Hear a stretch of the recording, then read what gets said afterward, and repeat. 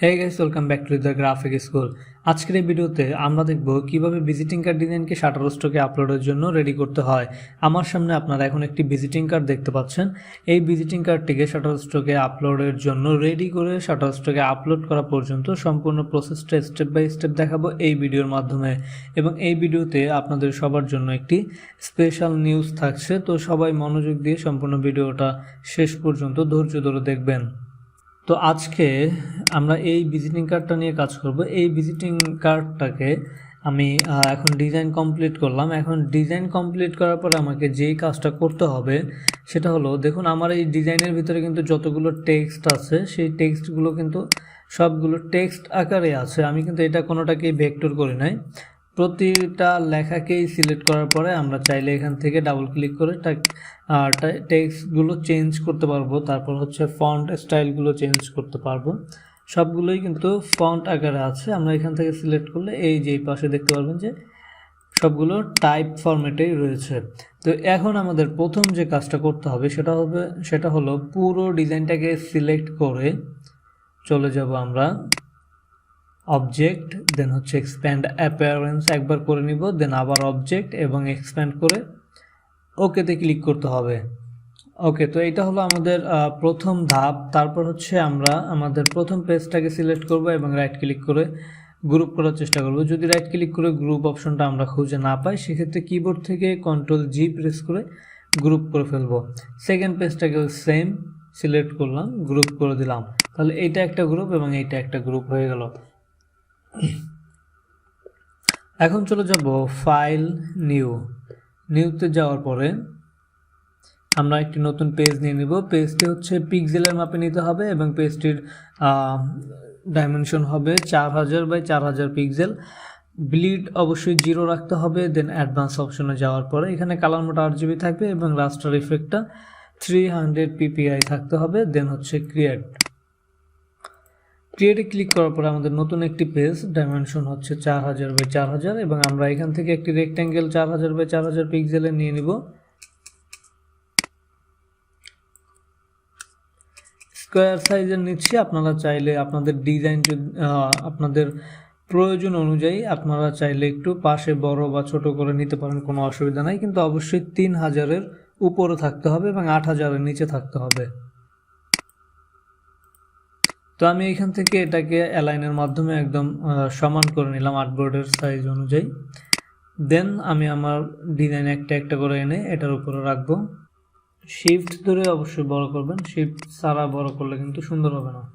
ওকে, তো দুইটা ডিজাইনকে আমি এই পেজের উপরে নিয়ে আসলাম। এখন আমাকে এই ব্যাকগ্রাউন্ড পেজটাকে যে রেক্ট্যাঙ্গেলটা নিলাম সেই রেক্ট্যাঙ্গেলটাকে একটু কাস্টমাইজ করতে হবে।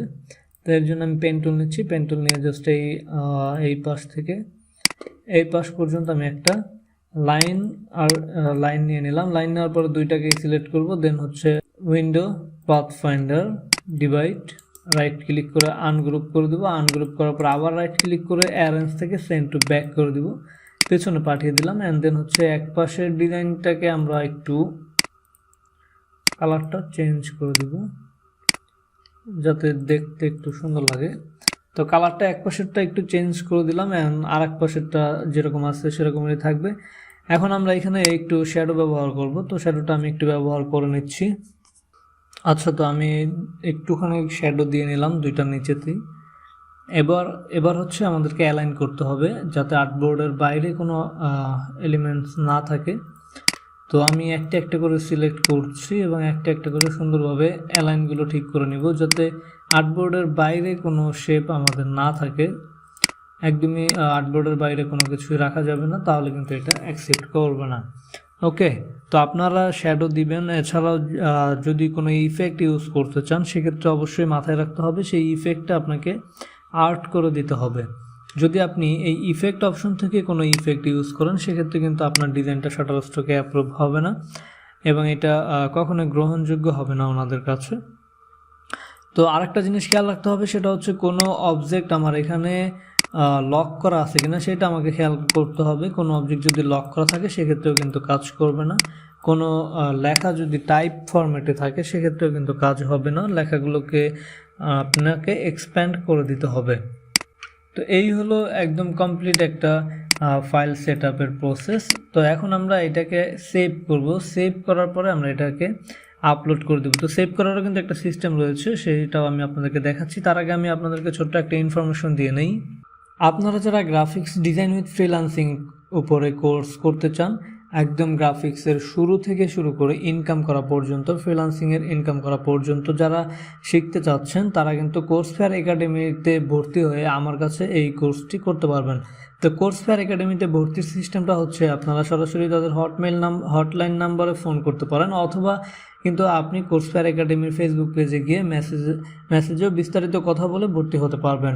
তো কোর্সফেয়ার একাডেমির যে ফেসবুক লিঙ্কটা আছে সেটা ভিডিও ডিসক্রিপশনে দিয়ে দিব, অথবা আপনারা স্ক্রিনেও কিন্তু কোর্সফেয়ার একাডেমিটা দেখতে পাচ্ছেন। আজকের ডেট হলো অক্টোবর 19 তারিখ 2024। এখন থেকে ভর্তি শুরু হয়ে গেছে। আপনারা চাইলে এখন থেকে ভর্তি হতে পারেন। ক্লাস কিন্তু খুব দ্রুত শুরু হবে, নভেম্বরের ভিতরে ব্যাচ শুরু হয়ে যাবে। যারা প্রথম ব্যাচে ভর্তি হতে চাচ্ছেন তারা কোর্সফেয়ার একাডেমিতে মেসেজ করে বিস্তারিত জেনে ভর্তি হয়ে নিতে পারেন, এবং যদি দেরি হয় তাহলে কিন্তু পরবর্তী ব্যাচে ভর্তি হতে হবে। ওকে, তো এই মুহূর্তে আমাদের মোটামুটি কাজ কমপ্লিট। এখন জাস্ট আমরা এটাকে সেভ করব। তো সেভ করার জন্য ফার্স্টে আমরা চলে যাব ফাইল থেকে চলে যাব সেভ অ্যাজ। ফাইল থেকে সেভ অ্যাজে চলে যাব। সেভ অ্যাজে চলে যাওয়ার পরে আমরা একটি ফোল্ডার সিলেক্ট করে নিব। দেন হচ্ছে আমরা এইখানে জাস্ট সিলেক্ট করব যে ইপিএস। দেন আমরা এখানে দিব ভিজিটিং কার্ড, বিজনেস কার্ড। ওকে, বিজনেস কার্ড দেওয়ার পরে ইউজ আর্টবোর্ডে কখনো টিক মার্ক দেওয়ার কোনো প্রয়োজন নাই ইপিএস এর ক্ষেত্রে। তো আমরা জাস্ট সেভে ক্লিক করে দিব। সেভে ক্লিক করার পরে এখানে ভার্সনের জায়গাতে অ্যাডোবি ইলাস্ট্রেটর সিসির জায়গাতে জাস্ট ইলাস্ট্রেটর 10 ইপিএস সিলেক্ট করে দিব, অ্যান্ড দেন ওকে, তারপর আবার ওকে। তাহলে কিন্তু আমাদের এইটা একটু লোড নিয়ে সেভ হয়ে যাবে।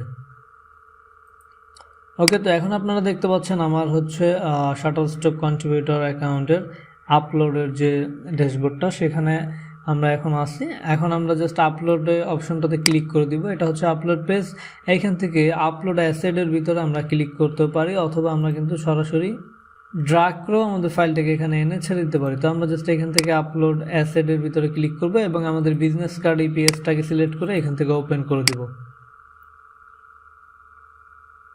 তো যখন আপনার এই কোণারে দেখাবে upload complete, go to portfolio, তখন আপনি জাস্ট একবার রিলোড দিয়ে দিবেন পেজটাকে।